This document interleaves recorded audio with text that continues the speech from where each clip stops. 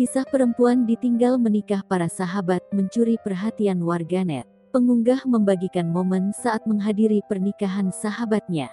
Ia menyampaikan bahwa pernah berujar akan menikah terakhir di antara sahabatnya. Setelah para sahabatnya menikah, dirinya mengaku sendiri dan menyadari bahwa setiap ucapan adalah doa. Pemilik kisah viral itu adalah Lia, 26, asal Bandung, Jawa Barat.